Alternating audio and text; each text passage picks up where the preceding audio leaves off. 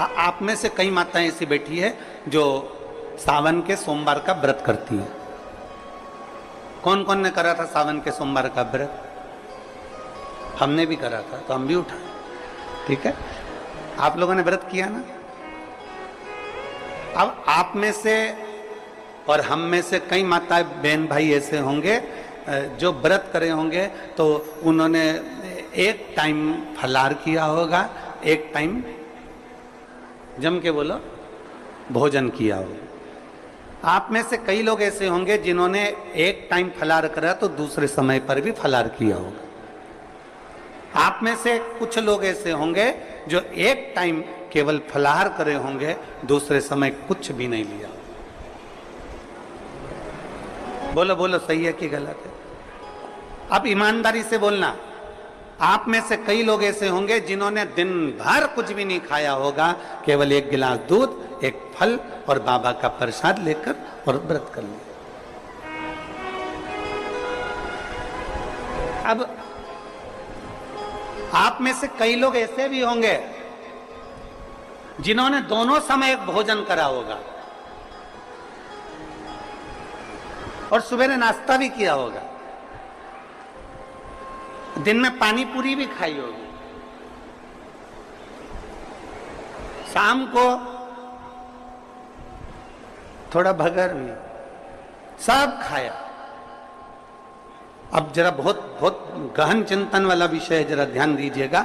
एक व्रत करा, एक टाइम भोजन, एक टाइम फलाहार, एक ने व्रत करा दोनों समय फलाहार, एक ने व्रत किया कि मैं कुछ नहीं खाऊंगा, एक फल, एक गिलास दूध, एक ने सब कुछ खाया, मतलब दिन भर भोजन कर, दिन भर भोजन कर। अब जो एक समय फलाहार कर रहा है वो भी शंकर का भगत है, जो एक दोनों समय फलाहार कर रहा है वो भी शिव का भगत है, जो एक फल ले रहा है और एक गिलास दूध ले रहा है वो भी शिव का भगत है, और जो दोनों समय भोजन कर रहा है वो भी शिव का भगत है। अब शंकर जी से पूछा जाए कि इनमें से तुम मुक्ति किसको दोगे, इनमें से तुम मोक्ष किसको दोगे, इनमें से सबसे पहले तुम किसकी सुनोगे, किसकी सुनोगे? तो भगवान देव महादेव का चरित्र कहता है माता पार्वती से, पार्वती भले तुम भूखे रहो मत रहो, पर इतना जरूर करो कि किसी का दिल ना दुखे, तो मैं प्रसन्न हो जाता हूं और वर प्रदान कर। तुमने व्रत किया ना किया, तुमने साधना करी ना करी, तुमने तप किया ना किया, तुमने उपास किया ना किया, पर इतना जरूर करो कि जिस दिन तुम्हारा व्रत, जिस दिन तुम्हारा उपास है, उस दिन तुम्हारे मुख से अपशब्द ना निकले। जिस दिन तुम्हारा व्रत है उस दिन तुम्हारे मुख से आड़ा टेढ़ा ना निकले। जिस दिन तुम्हारा व्रत है उस दिन तुम अपने पिता, पति और परमात्मा, इन तीन के झूठे बर्तन अवश्य घिसे, अवश्य मांझे।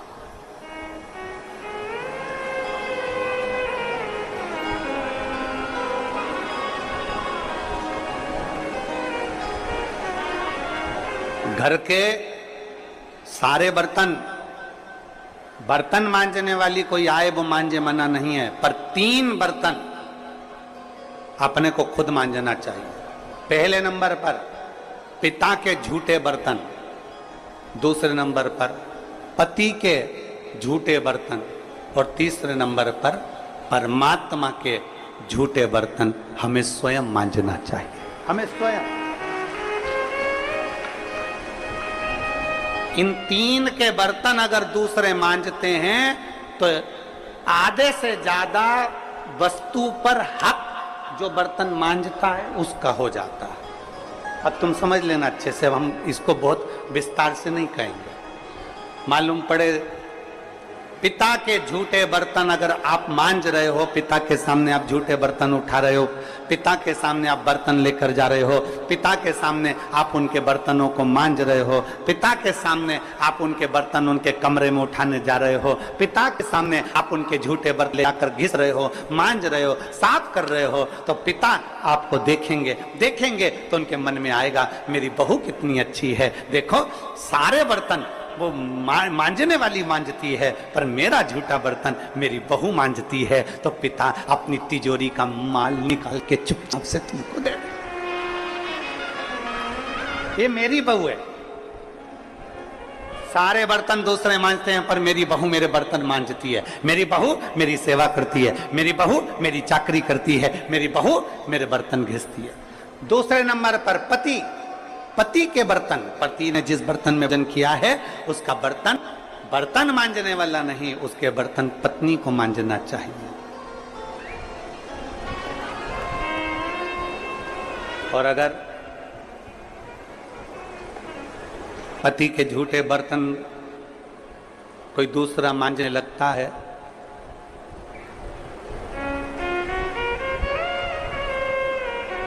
तो एक दिन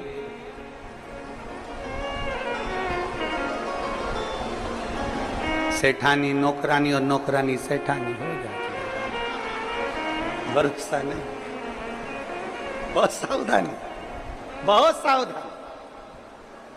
पिता पति के झूठे बर्तन भी पत्नी को मांजना चाहिए।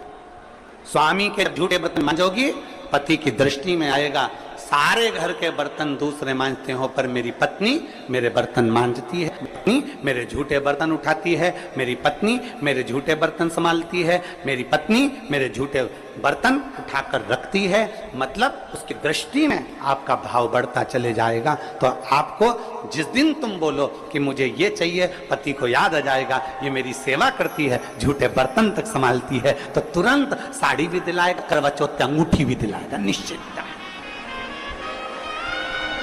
एक पिता, एक पति, और तीसरे नंबर पर बोलो, सब बोलो जम के जरा, परमात्मा।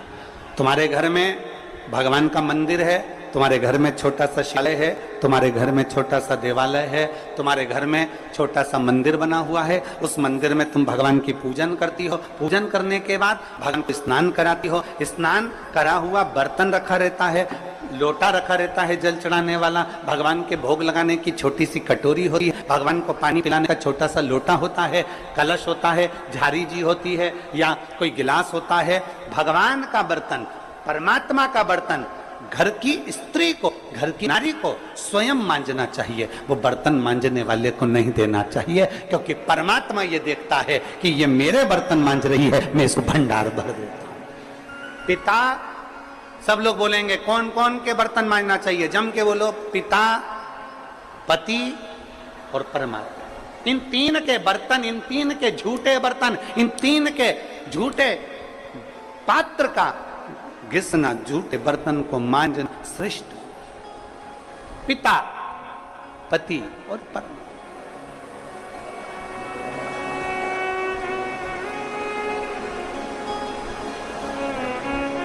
श्रेष्ठ। एक विश्वास अपने भीतर जागृत करिए, और जिस दिन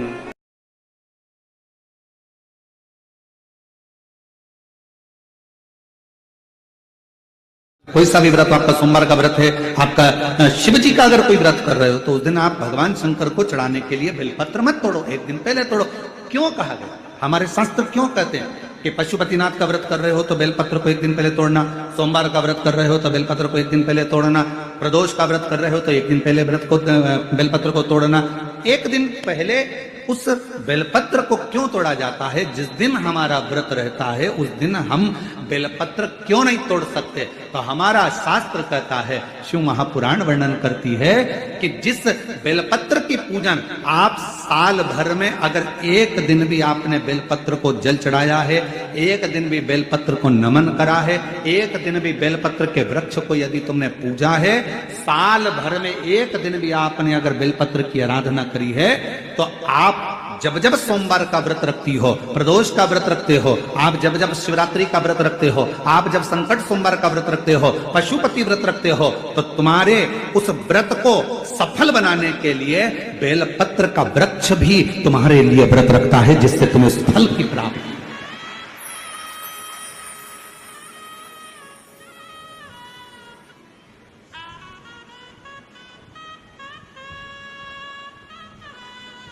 कथा सुनने आ रहे हो?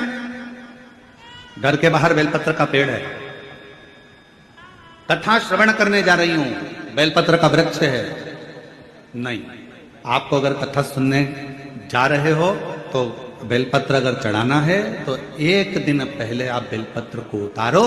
कथा सुनने के लिए जा रही हूं और बेलपत्र रास्ते में से तोड़ कथा में जाकर बैठ गई, बेलपत्र शिव पुराण को समर्पित कर दिया या कथा में समर्पित कर दिया या विचार करा कि मेरा बेलपत्र व्यासपीठ तक जाएगा, झोली में डाल दिया। ध्यान रखना, कथा सुनने के लिए आ रही हो, सामने बेलपत्र का वृक्ष दिख गया, उसको झुककर प्रणाम करो, नमन करो और कहो मेरे बाबा, मेरे शंभु, आपका दर्शन कर कर जा रही हूं। मैं जानती हूं इस बेलपत्र के वृक्ष में गौरी शंकर हैं, मैं जानती हूं इस बेलपत्र के वृक्ष में नारायण लक्ष्मी है, मैं जानती हूं इस बेलपत्र के वृक्ष में 64 योगनियां है, मैं जानती हूं इस बेलपत्र के वृक्ष के तने में स्वयं कुबेर बैठकर साधना करता है।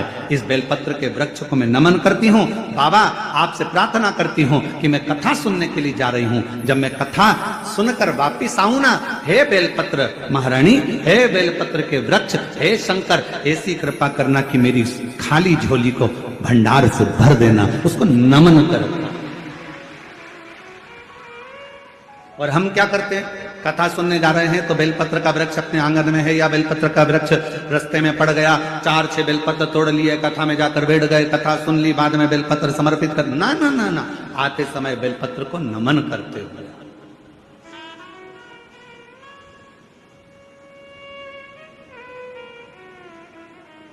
प्रणाम करते हुए, विनय करते हुए। और मैंने तेरे ही भरोसे बाबा, तेरे ही भरोसे हवा बिच उड़ती जाऊंगी, बाबा डोर हर तो छड़ीना में कटी जाऊंगी, बोले मैं तेरी पत्नी शंभु, मैं तेरी पतंग हवा बिच उड़ती जाऊंगी, बाबा डोर हटो छड़ीना में कटी जाऊंगी, बोले मैं तेरी। आप उसको नमन करिए। कई लोग कहते हैं गुरुजी हमने पशुपतिनाथ का व्रत किया, हमने 16 सोमवार करे, हमने सोमवार का व्रत करा, हमने प्रदोष करी, हमने बाबा की सोमवारी का व्रत करा, मेरा बाबा मेरे सुनता क्यों नहीं है? हम गलती कर दिए। हम जिस दिन हमारा व्रत था उस दिन हमने बेलपत्र को तोड़ लिया, उतार लिया, हम भूल गए। हम सबसे कहेंगे, अगर YouTube पर हमारी पूर्व की कथा डली हो, एक पुष्प शिव महापुराण की कथा, त्रिपुंड शिव महापुराण की कथा, बेलपत्र शिव महापुराण की कथा, जब पुरानी जो YouTube पर हमारे YouTube पर अगर डली हो तो वो कथा को आप निकालना, उसको एकांत में बैठकर थोड़ा सा श्रवण करना कि पुष्प का महत्व क्या है। कौन सा फूल जमीन पर गिरा हुआ भी शंकर को स्वीकार होता है।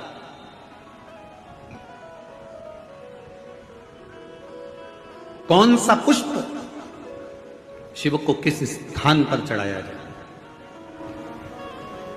क्यों सोमवार, अष्टमी और ये अन्य जितनी तिथियां होती हैं, अमावस्या, पूर्णिमा, प्रदोष, चतुर्दशी, त्रयोदशी, ऐसा वर्णन उसमें आता है कि इन दिन बेलपत्र को नहीं तोड़ा जाता। अष्टमी, नवमी,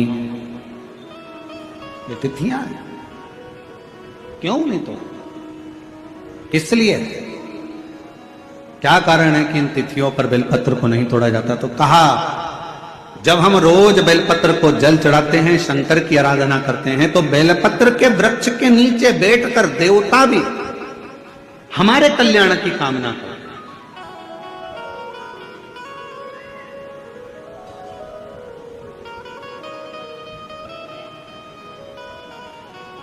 कितनी बड़ी बात लिखी है।